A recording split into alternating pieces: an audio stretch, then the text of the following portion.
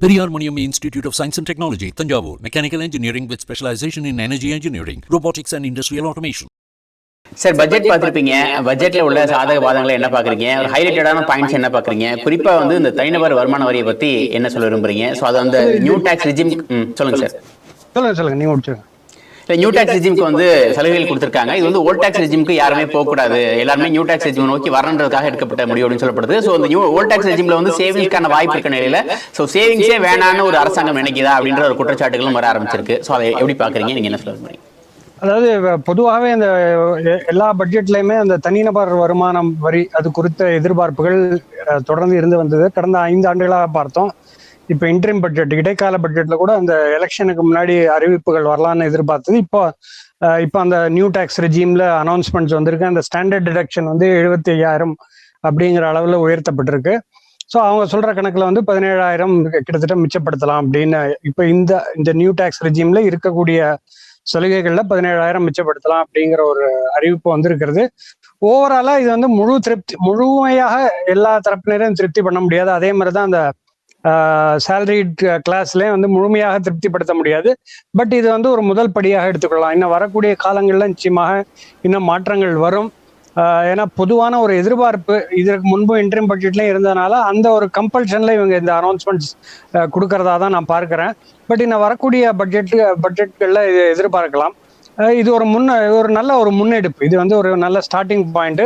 இதற்கு பிறகு அந்த நியூ டாக்ஸ் ரெஜிம், அதாவது அவங்க கொண்டு வந்த நோக்கம் என்ன அப்படின்னா, நமக்கு சாய்ஸஸ், அதாவது ஓல்ட் டாக்ஸ் ரெஜிம்ல பண்ணலாம் இல்லை நியூ டாக்ஸ் ரெஜிம்ல பண்ணலாம் அப்படின்னா ஒரு காலகட்டத்தில் வந்து அந்த மைக்ரேட் பண்ணி நியூ டாக்ஸ் ரெஜிம்ல கொண்டு வருவதற்கான முயற்சிகள் தான் இது.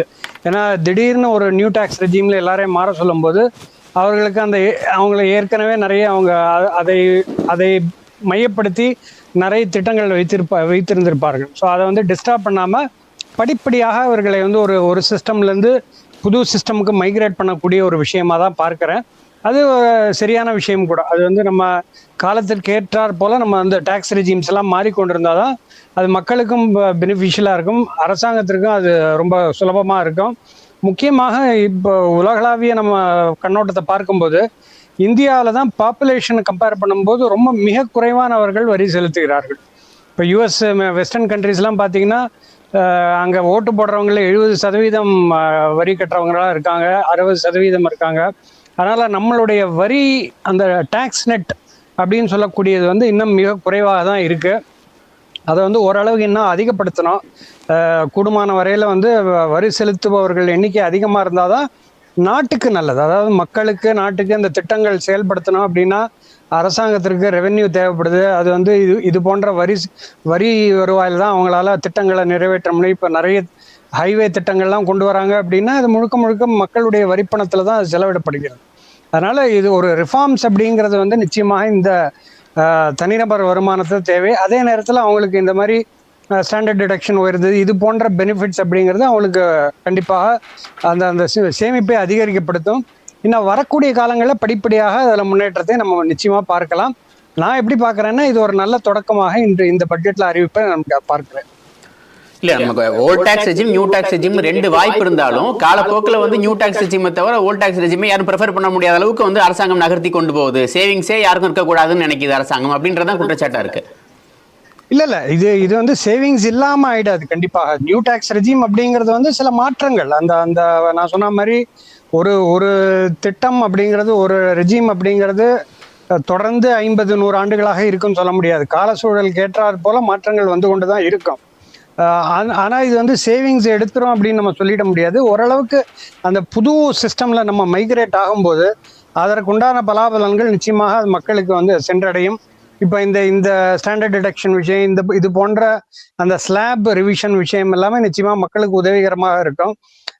நம்மளுடைய விஷயங்கள்ல 2 நடக்கும். ஒன்று வந்து சேவிங்ஸ் அதிகரிக்கும் போது, ஒன்று இது போன்ற வரி சலுகைகள் கிடைக்கும் போது, ஒன்று சேமிப்பு அதிகரிக்கும், இன்னொன்று செலவினமும் அதிகரிக்கும், மக்களுடைய வாங்கும் திறனும் அதிகரிக்கும். அதனால நம்மளை பொறுத்த அளவுல, நம்ம நாட்டை பொறுத்த அளவுல இது வந்து அந்த புது tax regime new tax regime போறதுனால பெரிய பாதிப்புகள் இருக்காது.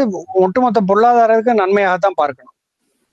தனிநபர்களுக்கு வந்து நன்மை வந்து ஓல்ட் டாக்ஸ் ரெஜிம், அரசாங்கத்துக்கு நன்மை வந்து நியூ டாக்ஸ் ரெஜிம் எடுத்துக்கலாமா சார்? அப்படி எல்லாம் அப்படி எடுக்க முடியாது. அது வந்து இவர்களுக்கு உண்டான பெனிஃபிட்ஸும் வரும். ஏன்னா அது வந்து முழுக்க முழுக்க வந்து ஓல்ட் டேக்ஸ் ரெஜிம் மக்களுக்கு மட்டும்தான் அது சாதகம் அப்படின்னு சொல்லிட முடியாது.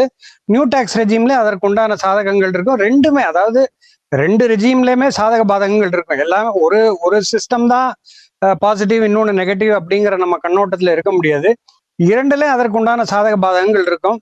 அது போக போக நம்ம வரி இதுல இப்ப ஃபார் எக்ஸாம்பிள் இந்த 80C இது போன்ற விஷயங்கள்லாம் இருக்கு. ஒரு காலகட்டத்தில் அதுவே இருக்காது. அதுவே அந்த அந்த அதாவது சில திட்டங்கள்ல இன்சூரன்ஸ் திட்டங்கள், சில திட்டங்கள் எல்லாம் முதலீடு பண்ணா வரிச்சலுகை வரக்கூடிய சாத்தியக்கூறுகள்லாம் கண்டிப்பாக ஏதாவது ஒரு காலகட்டத்துல போயிடும். அதனால அவர்கள் சேமிப்பு இது எதற்கு வந்தது அப்படின்னா, மக்களுக்கு வந்து இயல்பா சேமிப்பு இல்லைன்னா இந்த மாதிரி வரிச்சலுகைகள் மூலம் சேமிக்கக்கூடிய ஒரு திட்டம் வந்தது. அப்படிதான் கொண்டு வரப்பட்டது. பட் டைம் சேஞ்ச் ஆக ஆக மக்களுடைய அந்த மெச்சூரிட்டி லெவல்ஸ், அவர்களுடைய அவேர்னஸ் அதிகரிக்கும் போது அவர்கள் வரிச்சலுகை இருக்கோ இல்லையோ சேமிப்பு இருக்கணும் அப்படிங்கிற மனோபாவத்துக்கு வரணும் அப்படிங்கிற ஒரு திட்டமாகவும் இருக்கும். Periyar Maniam Institute of Science and Technology, Tanjavur, Mechanical Engineering with specialization in energy engineering, robotics and industrial automation.